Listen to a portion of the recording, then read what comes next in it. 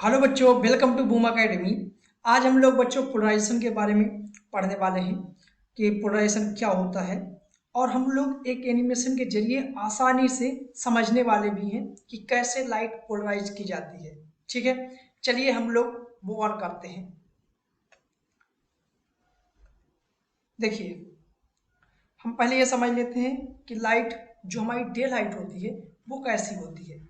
Day light की अगर मैं बात करता हूँ तो उसके वाइब्रेशंस जो होते हैं ऑल डायरेक्शन में होते हैं। ऐसे होते हैं वाइब्रेशंस सभी डायरेक्शंस में।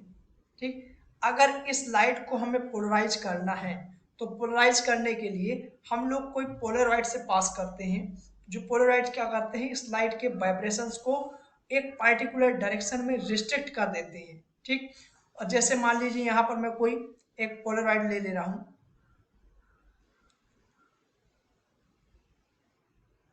देखिए, ये पोलराइड जो है मेरे पास, इसका ये ट्रांसमिशन लाइन है,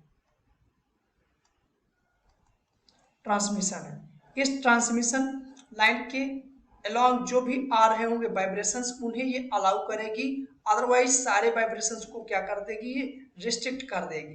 तो ये जो हमारे पास लाइट मिलती है इसके वाइब्रेशंस जो है एक पर्टिकुलर डायरेक्शन के अलोंग है, इसे हम लोग बोलते हैं पोलराइज लाइट। और ये जो लाइट है हमारे पास, इसके वाइब्रेशंस ऑल डायरेक्शन में है, तो इसे हम लोग बोलते हैं अनपोलराइज्ड लाइट।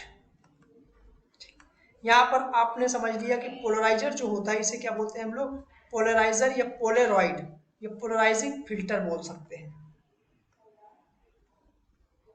पोलराइजर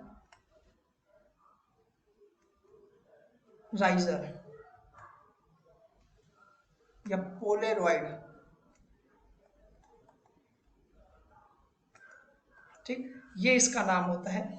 इसको हम लोग एक आसानी से, ये आप समझिएगा, ये हमारे पास एक अनपोलराइज्ड लाइट है जिसके वाइब्रेशंस ऑल डायरेक्शन में है।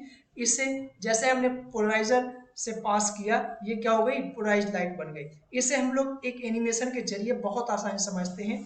आइए कैसे हमारी लाइट पोलराइज होती है, फिर इसके बाद एनिमेशन के बाद सारा डिटेल में आपको दूंगा। हो सकता है आपको मुझे दूसरा वीडियो बनाना पड़े, लेकिन उस पर आप बने रहिए। पहले देखिए, आइए बच्चों समझते हैं इसे हम लोग आसानी से। पोलराइजेशन ऑफ लाइट कैसे हो रहा है। ये जो हमारे पास लाइट है इसे देखिए, इसके वाइब्रेशंस जो है ऑल डायरेक्शन में है। ठीक, जैसे मैंने यहाँ पर एक पोलराइजर लगाया जिसका नाम P1 आप दे दीजिए। ठीक है, ये दूसरा वाला जो है P2 है। इस वाले P1 से ये P2 क्रॉस्ड है, क्रॉस्ड बोले तो 90 डिग्री पर है। तो इसके देखिए वाइब्रेशंस यहाँ से आ रहे हैं, ये वाइब्रेशंस यहाँ पर रिस्ट्रिक्ट कर रहा है, एक पर्टिकुलर डायरेक्शन के अलोंग ही इसके वाइब्रेशंस रह गए हैं। ये देखिए आपको दिख भी रहा होगा। फिर जैसे ही ये यहाँ पर आते हैं P2 के पास, ये क्या है, क्रॉस्ड है। मीन्स इस वाले P1 से P2 का जो एंगल है वो 90 है। अगर 90 है तो यहाँ पर देखो ये कंप्लीटली क्या कर दे रहा है, आगे वाइब्रेशंस नहीं जाने दे रहा, सारे के सारे वाइब्रेशंस यहीं पर रिस्ट्रिक्ट कर दे रहा है। ठीक है, अब देखिए जो P2 है, अगर मैं इसका एंगल थोड़ी सी चेंज करूं, यहाँ पर मेरे पास है, मैं चेंज कर सकता हूं।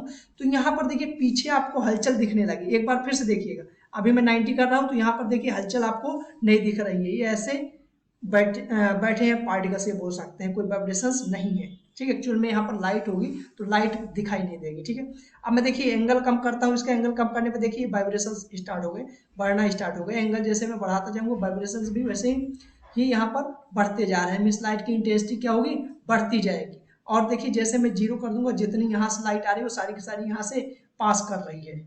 ठीक है, ये हमारे पास आप लोगों को समझ में आ गया होगा।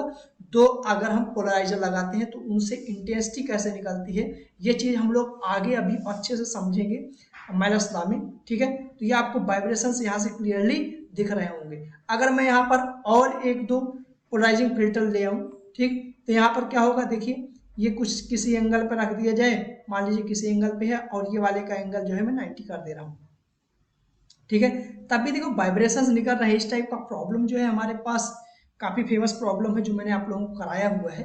वो देखिए आपको वाइब्रेशंस, ये वाइब्रेशंस होते हैं जो निकालना होता है। ठीक है, ऐसे ही मैं एक और अगर यहाँ पर पोलराइजर ले आता हूँ तो देखिए वाइब्रेशंस अभी भी निकल रहे हैं। इसका एंगल अगर घुमा देता हूँ, 90 कर देता हूँ, तो सारी आपको दिख रहा होगा स्ट्रेट लाइन दिख रहा है, यहाँ पर कोई भी वाइब्रेशंस नहीं रह जा रहे हैं। क्यों नहीं रह जा रहे हैं कोई से भी वाइब्रेशंस? क्यों? क्योंकि ये सारे वाइब्रेशंस रिस्ट्रिक्ट कर दे रहा है, इसके बाद यहाँ इनके पास तो कुछ पहुंच ही नहीं रहा, तो ये क्या करेंगे? ठीक है, अगर मैं कुछ एंगल चेंज करता हूँ तो देखिए थोड़ी सी भी एंगल 90 से बढ़ाने पर कितना अंतर आ रहा है, सारे पे इफेक्ट आ रहा है। यहाँ वाइब्रेशंस हो रहे हैं, यहाँ भी सभी जगह वाइब्रेशंस हो रहे हैं 85 एंगल पे। अगर 90 कर दे रहा हूँ तो वाइब्रेशन 0, 89 पे भी देखो वाइब्रेशंस थोड़ी डॉट टाइप के हैं, दिख नहीं रहे ज़्यादा क्लियर, लेकिन थोड़ी सी जैसे बढ़ाएंगे एंगल कम करेंगे वैसे हमें वाइब्रेशन दिखने लगेंगे। ठीक है, इस टाइप के अगर प्रॉब्लम्स आते हैं तो आप लोग आसानी से समझ सकते हैं। हम लोग लाइट जो पोलराइजिंग ऑफ लाइट है आई थिंक समझ गए होंगे।